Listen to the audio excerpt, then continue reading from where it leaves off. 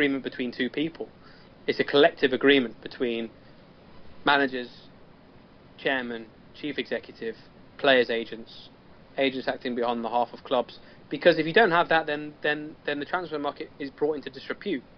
You have people who are able to just charge whatever they want for players, and you have to have the capacity has to be there to persuade somebody to do a transfer deal. Do you know what I mean? Yeah. That's a good point. The capacity has to be there where you're all around the table, and you might get one guy on the table that's like, no, I don't want this. I'm not having this. I don't agree with it. But the capacity has to be there to be able to convince him, and he may reluctantly agree to it. But the bottom line is that he's agreed to it, whether he's done it reluctantly or not. Well, I appreciate your answers there. That was very interesting. Again, we mentioned your article in the Tottenham and Wood Green Independent. Tottenham's transfer window was far from a disaster. Daniel appears to have changed. There was one comment that you made in that article that did give me a cause for pause, and it was sort of towards the end when you were talking about Berahino, and you were particularly talking about a $30 million price tag, and you made the comment that we don't have that kind of money. And I want to share some facts with you. I'd love to get your opinion on this. But in 2014, including player trading, club made over £80 million. We had $38 million in cash on the balance sheet. We had another $52 million in receivables. This year we're going to receive the new enhanced Premier League TV payments just under like £90 million. Now I recognize we have a stadium to pay for, but how is $30 million, if that was the right valuation for a player, how is that too much money for Spurs? Well, I mean, whether it's too much money for Spurs is not. I mean, we're talking about quibbling over another, 8-9 million at the most, maybe 4 or 5 million. We're talking about the difference between. And I was arguing that it's the principle of having to be held to ransom by the one person around the negotiating table that wants more money. My argument was that it brings not only the transfer window into disrepute, but it also brings your own transfer strategy into disrepute. If you have a method of doing things and a way of doing things and a long-term plan, if you suddenly say, okay, this guy wants this, and this is what we're going to pay. Now, my comment on the money the club don't have was pointing towards the stadium, is what I was talking about, is that the stadium is costing an excruciatingly large amount of money, more than they originally anticipated it to cost, and that has come from many, many different places. Also the difficulty in getting rid of the businesses that are already on the land, and all that kind of thing is hard to deny that. Very hard to deny that. Sure. Exactly. Is that, and I forgot what I meant is that the club don't have 30 million to spend on that particular player because they don't have the money to spend on lots of players like that, if you see what I mean. Yeah, I'm with you. Yeah. You cannot spending that kind of money on a player in that position is not justified within your whole budget. Yeah, maybe to add to that. And Tottenham, and I'm sorry to say, but and I think supporters need to get used to this, at least for the next few years, is that Tottenham's budget is not what it was. Even though the fact that they've earned money, or the fact that on the face value there's a net spend, the amount of investment that has gone on before that, which has to be recouped and has to be paid back into where that investment came from before. Tottenham are not in the financial position that they once were, and they're not going to be in that financial position until they're able to generate the kind of revenue that they want from a new stadium. It's just the fact of that's the way that it is. They ought to give a trophy away for net spend champion. We'd have just a case full of them, wouldn't we? Oh, don't get me started. I think I think so much energy is wasted on that. We have the third richest owner in football. Yeah, that's the key. I think that's probably the biggest source of frustration with Spurs fans, knowing that Joe is so wealthy. Yeah. And that if he just were to cut another check. But to Lyall's point, there's been a lot more spending behind the scenes that a lot of people don't see, that's sort of buried in the financials. But also financial fair play is very important. Is that we're no longer in a game where chairmen can do that, where owners can do that anymore.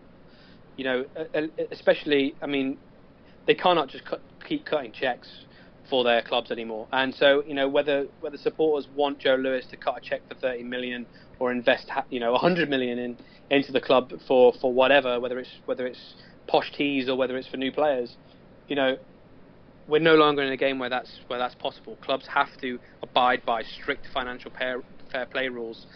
They have to break even, and those rules are going to become even stricter over the next 10 years, and clubs are anticipating that happening. And Tottenham are getting themselves into a position where they don't have to deal with that later on. They're actually putting themselves in a stronger position later by saving money now. We've kind of talked about this before, and the thinking seems to be that the money that goes into building a stadium and the Northumberland project it's totally separate money than the money that would be used to buy players that would count against that financial fair play implication. Is that indeed true, or is all the money in one pool, period? And does the club have to take the building of the stadium into consideration when they're talking about their spending, what kind of money they're going to spend? Yeah, of course they do, because they're a private company. They're a private limited company. They're not listed on the stock exchange. People can't invest in them whenever they want to, and so that's the way that it is. They have to think about every single thing that they spend, and there is, of course, an overall budget which includes player recruitment and includes the building of a new stadium. So the stadium is a $200 million striker. That's what the stadium is. Well, more than that. More than that. Exactly. More than that, yes. Yeah, much more than that. You Wow. cut out those posh tees, because those were posh tees when we went to the training ground. Yeah.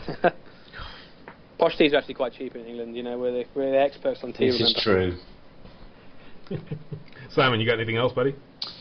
I don't. I think we've asked a lot of really good questions. Yeah. We've kind of kept to our target a little bit, so I think we kind of want to wrap up. But I actually do have one last question. Since this is the international break, and we had some home countries in action this weekend. England were, I think, one of the first teams to qualify for the Euros for next year, and Harry came on and scored another goal, and a delightful goal that it was. What do you, Lyall, your prospects or your thoughts on the prospects of the national team in light of next summer's tournament? That's that's the most difficult question you've asked me all day. Yay! Saved it for last. Yeah, definitely. Thinking ahead about the national team and what they're capable of is, it's the impossible question, isn't it? I mean, They've not flattered themselves in recent years, I must admit.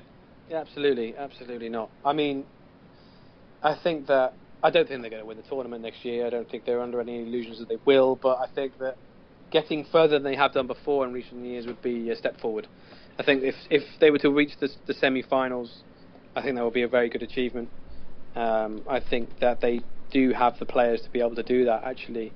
I mean, they've been given a very, dare I say, easy group. They've been given a straightforward group, which is not really the best, preparation for a tournament. I mean, so if you look at some of the other groups out there, they've been far more difficult. I mean, difficult in terms of the level that they're at. So you look at other groups where teams have had to compete a lot harder. I mean, you look at the group the Republic of Ireland are in with Scotland and Germany and Poland. I mean, those four teams. I mean, you wouldn't want to pull them all together, but Germany haven't been as good as they were. So in terms of competition, in terms of fighting for your place in the competition in the finals, those four teams have had to fight a lot harder than England have. Yes. To be in that tournament, and I think whichever two teams go through, that will stand them in much better stead because of the amount of fighting and the competitive nature that they're going in with. So I think it's not on England's side. It's not to their advantage really how easy the group's been for them. But I think that they've got some great players, and I think that if they realise very early on in the group how hard they have to fight to get through, if they really do battle a lot harder than they have done, if they show more backbone than they have done, then they'll do okay. But I mean, the problem with the England team is for the world's best psychologists. It's not for a journalist to answer. It's for Freud only, I think. It seems like Tottenham has so many young players that are vying for positions on there. It almost, whatever happens to England, you can just simply call it Spursy, and we'll just leave it at that. Yeah, exactly. Yeah. Well, hopefully a genuine approach that those players have to Spurs will ultimately be applied to the national team. So we'll see. Wow, thank you so much for coming on.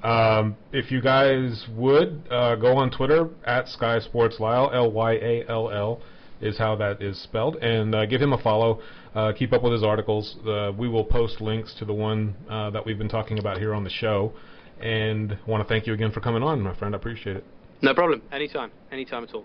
Lyall, great pleasure to get to know you, to get answers to some questions, many of which were sort of fueled by listeners. I've got a bit of a tongue-in-cheek question that I wanted to ask you. Go for it. All right. You may want to write this down. At Ben Lewis 0795, about 6 months ago, maybe even longer, you said, come and have a cup of tea and a Kit Kat, Ben, and we'll have a chat. Now, I don't believe this meeting has ever happened, so I'll ask you a question in the form of a favor. Will you go have a cuppa with Ben Lewis 0795, and will you just take a picture and tweet it out for us? Yeah, sure. Brilliant. Yes, bringing people together. No problem at all. Love it. Problem. I think I know who you mean. I do. I mean, you understand. I get a lot of people tweeting things at me, and a lot of them not very nice sometimes. No, I know, and that we know the feeling. Trust me. Yeah. Dumb Americans. What do we know?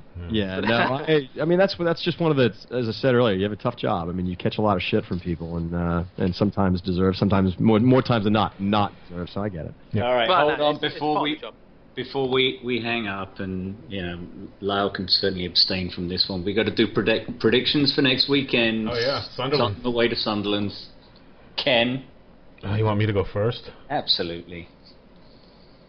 I say Harry opens his account in style with a brace. 2-0 Tottenham. Very ballsy. Sam. I'm going to take a page out of Flav Bateman's book at the Fighting Cock. Spurs 8-0 because we're playing against Kabul. 8 Spurs.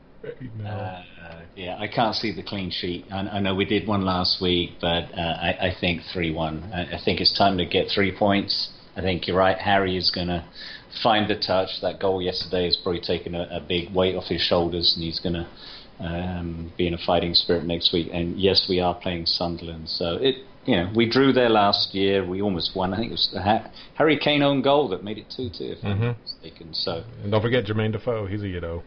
We'll be playing with him. Yes. And Kabul. We'll be looking for that. So, Lyall, if you want to have a dabble in the waters. Yeah.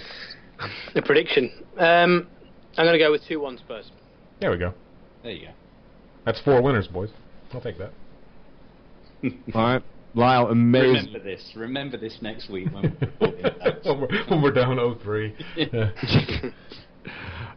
Amazing experience for us all. I hope you had a good time. I'm hopeful you'll come back on here again with us sometime. Let's make that happen. Yeah, definitely. Anytime. And on that note, we do this. We sort of end in a very peculiar way.